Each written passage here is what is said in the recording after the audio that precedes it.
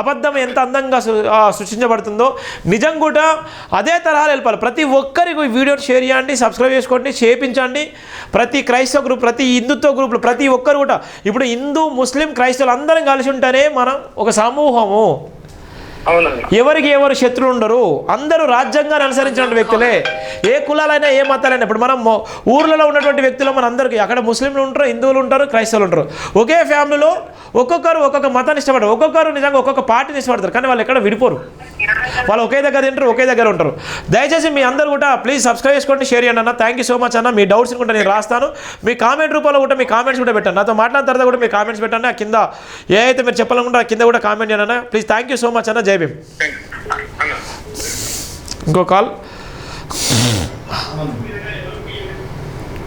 చూడండి, ఎన్ని calls. Hello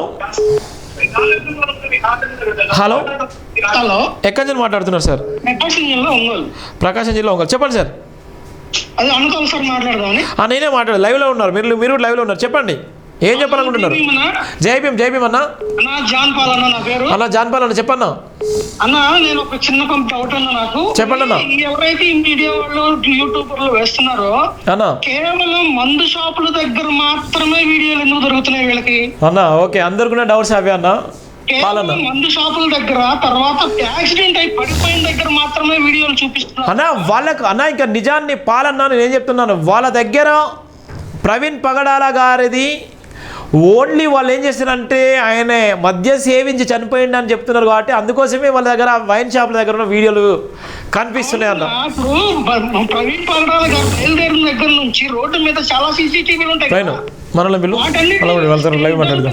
అసలు ప్రవీణ్ ఎక్కడ నుంచి తీసేసుకున్నారో కూడా తెలుసుద్ది కదా. ఎస్ అన్న, మనతో మాట్లాడుకుంటే ఇంకా వేరే లైవ్లో కూడా ఉన్నారు. ఏపీ, ఆంధ్రప్రదేశ్ నుంచి వచ్చినటువంటి చాలామంది ఉన్నారు, వాళ్ళతో కూడా మాట్లాడించే ప్రయత్నం చేస్తాను. తర్వాత మీ ఫోన్స్ కూడా మాట్లాడుతున్నా. పాలన్న ప్రతి ఒక్కరు దయచేసి పాలన్న ఇవి అందరూ కూడా షేర్ చేయండి, సబ్స్క్రైబ్ చేసుకున్నా. మీరు చేసేది అంతకన్నా ఇంకా ఏం లేదు. ప్లీజ్. థ్యాంక్ యూ ధన్యవాదాలు అన్న. థ్యాంక్ యూ అన్న.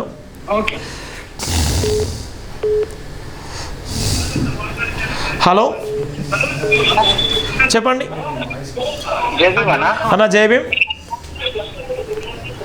అలా. ఇది ఈ పోస్ట్ మార్టం గురించి ఏం తెలియడం లేదన్నా, అందరు ఫోన్ మాట్లాడుతున్నారు కానీ దాని గురించి ఏం చెప్పడం లేదు అన్న. పోస్ట్ మార్టం గురించి ఎక్కడి నుంచి మాట్లాడుతున్నారు మీరు? నేను హైదరాబాద్ నుంచి.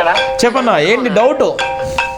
అదే పోస్ట్ మార్టం రిపోర్ట్ ఇంతవరకు రాలేదు. దాని గురించి ఆంధ్ర సీఎం కానీ పవన్ కళ్యాణ్ గారు కానీ ఏం మాట్లాడలేదు.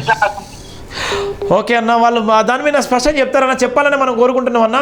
వాళ్ళు చెప్తే ఇంకా బాగుంటుంది. పోస్ట్ మార్టం రిపోర్ట్ కూడా మనం అక్కడ మీకు ఆ పోల్లో పెట్టాను. పోస్ట్ మార్టం రిపోర్ట్ మార్చేసేటువంటి ప్రయత్నం జరిగినా ఆశ్చర్యపోవడం అవసరం లేదు. పోస్ట్ మార్టం రిపోర్ట్ కూడా చేంజ్ అయినా ఆశ్చర్యపోవడం అవసరం లేదు. పోస్ట్ మార్టం రిపోర్టు అదే బేస్ కాదు. ఇక్కడ ఎన్ని ఆధారాలు పోస్ట్ మార్టం రిపోర్టు కూడా ఎలాగైనా మారచ్చు, మారకపోవచ్చు. గుర్తుపెట్టుకోండి, పోస్ట్ మార్టం రిపోర్ట్ వల్ల ఏదైనా జరగవచ్చు. ఒక డాక్టరే నిర్ధారణ చేస్తారు కాబట్టి పోస్ట్ మార్టం రిపోర్ట్ ఉంది. పోస్ట్ మార్టం రిపోర్ట్ అనేది ఏ విధంగా చేసుకోవచ్చు. గుర్తుపెట్టుకోండి, ఆయన ఒక బలమైన శక్తిగా ఉన్నటువంటి వ్యక్తి. పోస్ట్ మార్టం రిపోర్టు మారచ్చు అనేటువంటిది కూడా చాలామంది డౌట్ ఉంది. 90% మంది మారచ్చు అని చెప్తున్నారు. ఇంతగానో ఎవిడెన్స్ ఉన్న తర్వాత పోస్ట్ మార్టం రిపోర్ట్ మీద కూడా ఆధారపడద్దు. దయచేసి మీ అందరూ కూడా జస్టిస్ కోసం నిలబడండి బ్రదర్. Thank you. ఇంకోటి ఇప్పుడు నాకు కావాల్సింది ఏంటంటే, ఇప్పుడు ఏ క్రైస్తవుడు కూడా, ఏ సేవకుడు కూడా మందు తాగుతాడు అనేది చాలా అబద్ధ ప్రచారం అది బ్రదర్. ఓకే అన్న, థ్యాంక్ యూ అన్న. ఇంకో దా